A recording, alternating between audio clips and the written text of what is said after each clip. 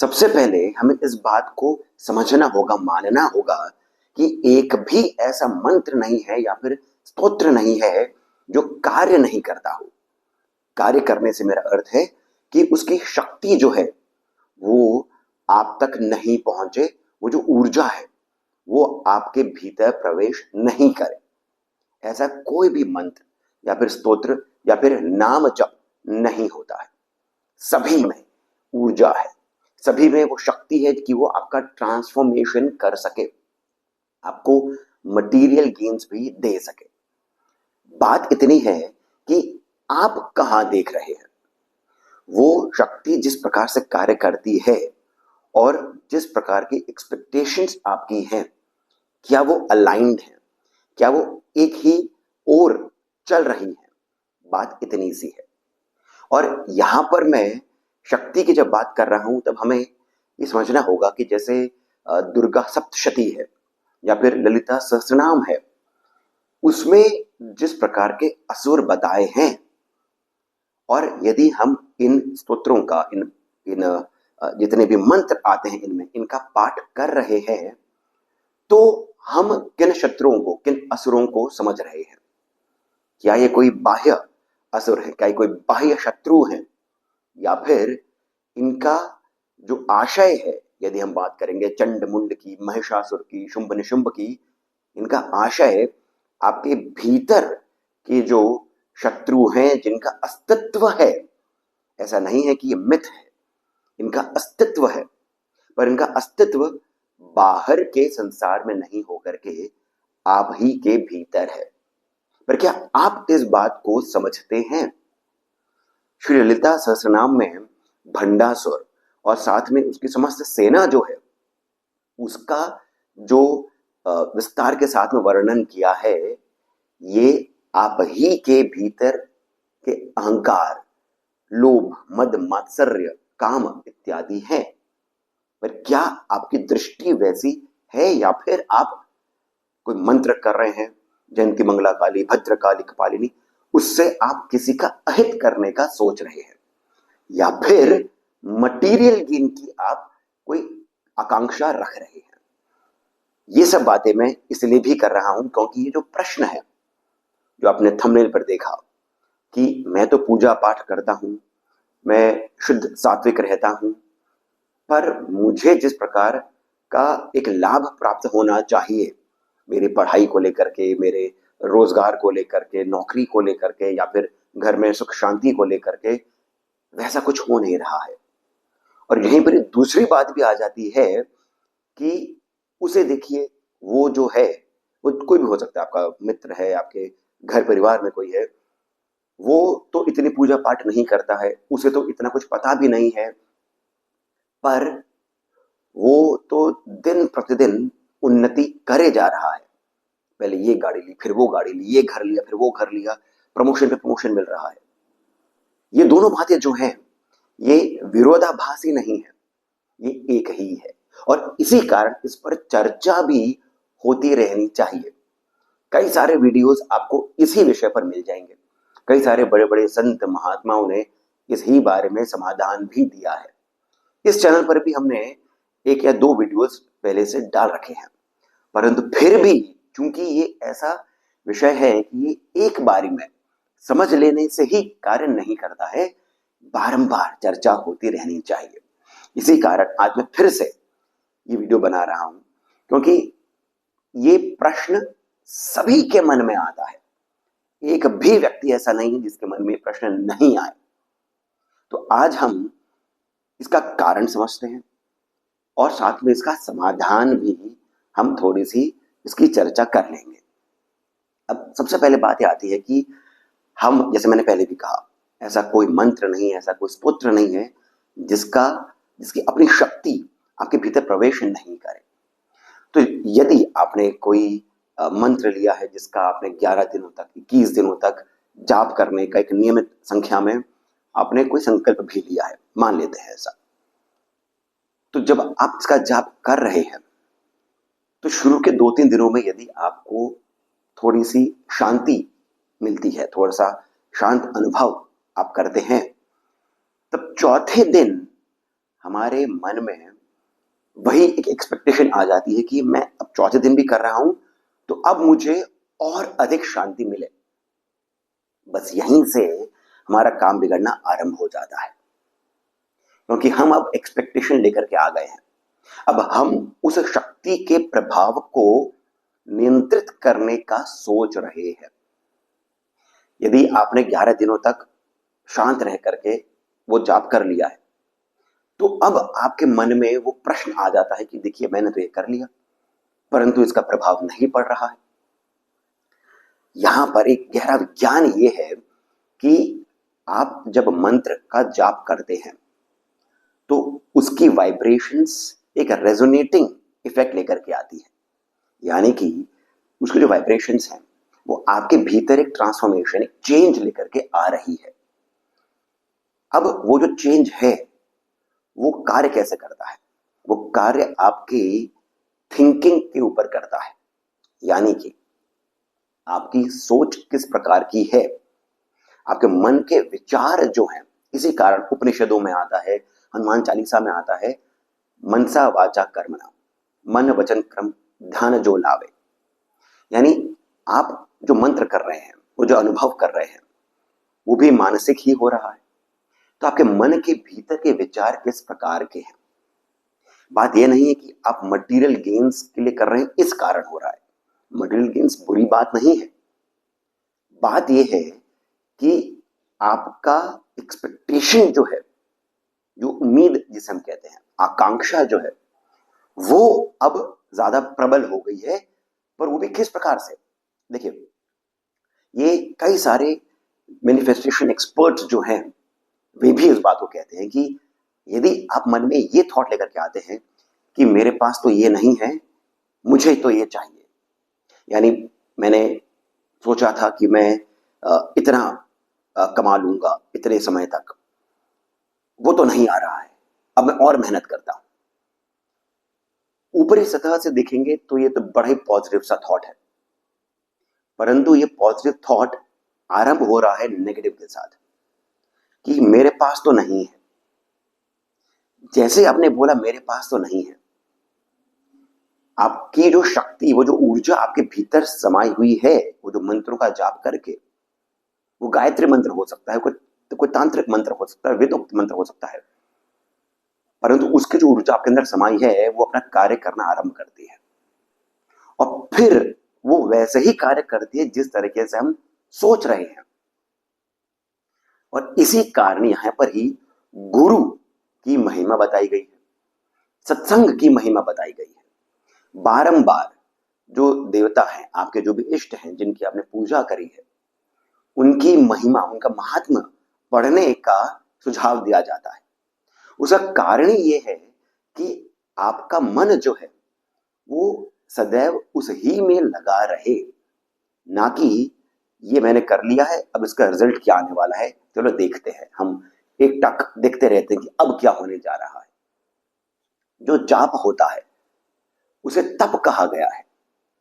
जैसे मैंने पिछले वाली वीडियो में भी कहा है, श्री कृष्ण ने गीता में कहा है कि यज्ञों में मैं जप यज्ञ हूं, यानी कि एक हवन है।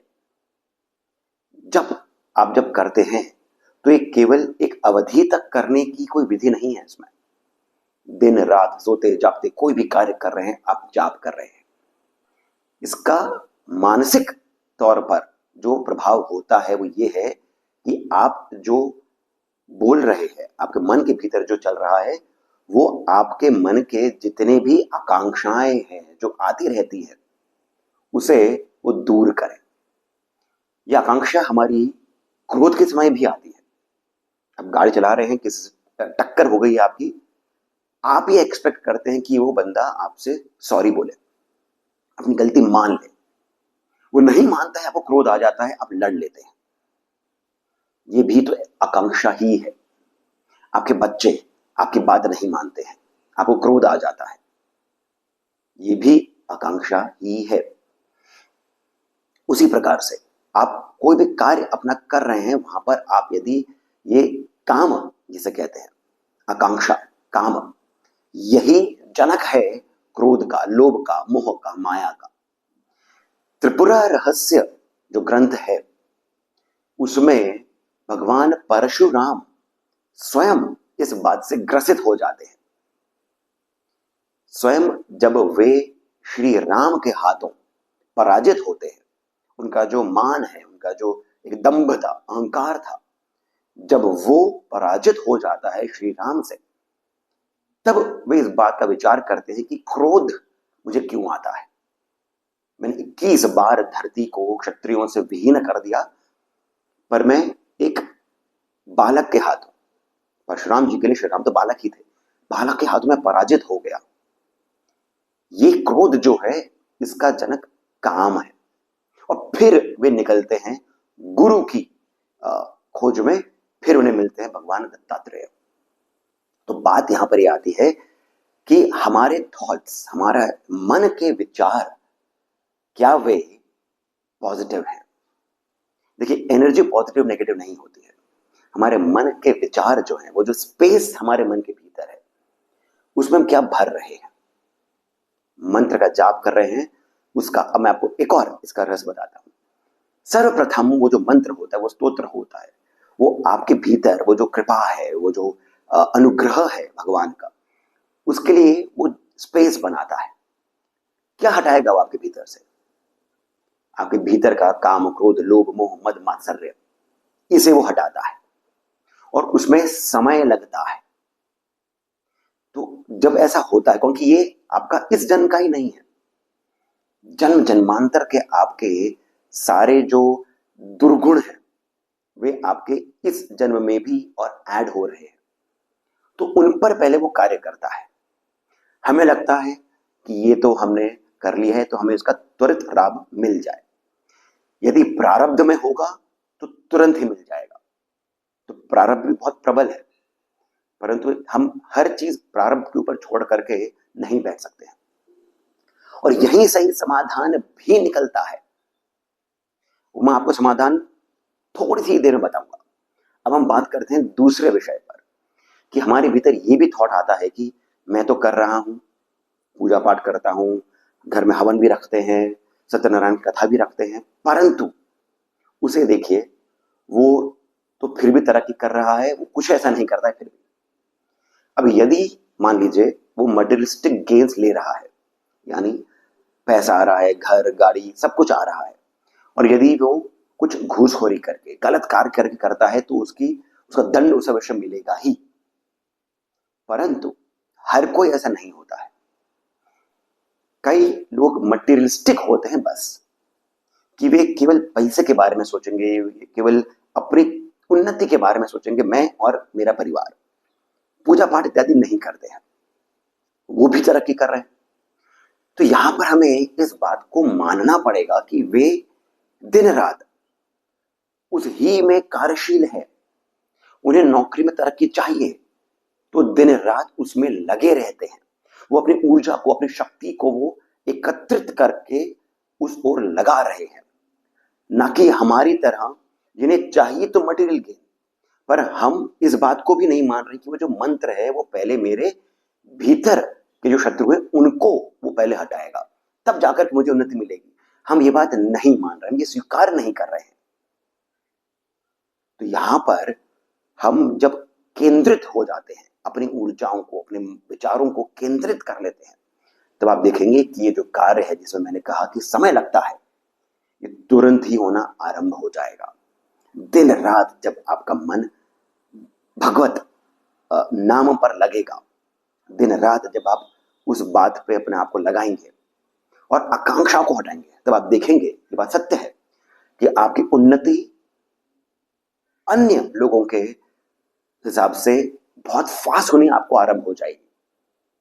परंतु ये हम कुछ ही समय तक करते हैं, फिर हमारी आकांक्षाएं फिर से आ जाती हैं।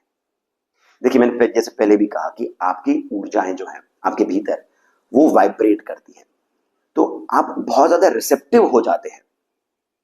रिसेप्टिव होना बहुत अच्छी बात भी है, पर ये बहुत नेगेटिव बात भी है, क्योंकि आप तब नेगेटिव को भी आप रिसीव करना आरंभ करते हैं। अब यहां पर हम चलते हैं समाधान के ऊपर। इसका समाधान क्या रहे? समझना होगा कि बोलना बहुत आसान है, करना बहुत मुश्किल है। मैं ये बात बता रहा हूं क्योंकि ये बात मैं जानता हूं, समझता हूं, पर मुझे स्वयं को भी इस पर कार्य करते रहना होता है। समाधान इसका ये है कि आप जो भी मंत्र कर रहे हैं, स्तोत्र कर रहे हैं, वो आप लंबी अवधि तक करें। यदि आपने 11 दिनों तक, जैसे नवरात्रे आते हैं, अब 9 दिनों तक आपने दुर्गा सप्तशती का पाठ कर रहा है या कोई एक मंत्र कर रहा है भगवती दुर्गा का या भैरव का या शिव का, कोई सा भी आपने मंत्र करा है या स्तोत्र कर रहे हैं 9 दिनों तक, 9 नवरात्रों के दिनों तक, उसे केवल उतनी ही देर तक नहीं करें। उसे आप अपने रोज की जो भी पूजा होती है, या नहीं भी करते हैं तो आप करना आरंभ कर दें, उसकी आप एक माला, जैसे कहते हैं दशांश, 10वां भाग, उतना आप प्रतिदिन जाप करे ही करें। क्योंकि पहले के जो 9 दिन है नवरात्रों के, या फिर नवरात्र नहीं है, यदि हम कोई और ऐसा कोई विशेष दिवस ले लेते हैं, तिथि ले लेते हैं, तो उस समय, उस काल में यदि आप नियमित रूप से वो पाठ कर रहे हैं तो मंत्र जो है वो सर्वप्रथम जागृत होता है। जागृत होने के बाद में वो फिर उस ओर आकर्षित होकर के बढ़ता है। पर यदि आप अपने उस जाप को केवल जागृत होने तक रख लेंगे तो वो कार्य नहीं करता है। आपको नित्य प्रतिदिन उसका पाठ करके उसकी वो जो शक्ति है उसे अपने भीतर हर ओर और फिर बाह्य रूप से आपका जो ऑरा होता है वहां तक आपको उसे लेकर जाना होगा। इसी कारण ये कहा जाता है कि आप संकल्प भी ले लें, परंतु उसके उस अवधि के बाद आप प्रतिदिन रोज उसका एक माला जाप या फिर दशांश जो कहते हैं वो आप नित्य प्रतिदिन करें। तब आप देखेंगे कि आपके बिना बोले, बिना सोचे जो चीजें आपको 4 साल पहले, 5 साल पहले जो चाहिए थी, वो अब अमूमन ही, अनायास ही आपके जीवन में घटित होना आरंभ हो जाएंगे। तो इन सभी बातों का आप ध्यान रखें। ये जो प्रश्न है ये आते रहेगा, तो आप इस वीडियो को बार बार देख सकते हैं। जो मैंने बताया है ये एक दृष्टिकोण है, ये एक सत्य है ये, परंतु एक भाग है।